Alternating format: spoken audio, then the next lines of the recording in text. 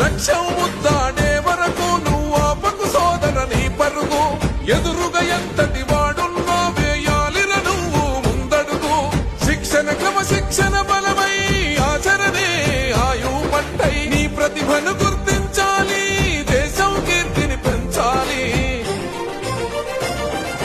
తనువంతా గాయాలే విజయానికి సోపానాలు దరిచేరే గమ్యాలే నీ ప్రతిభకు కొలమా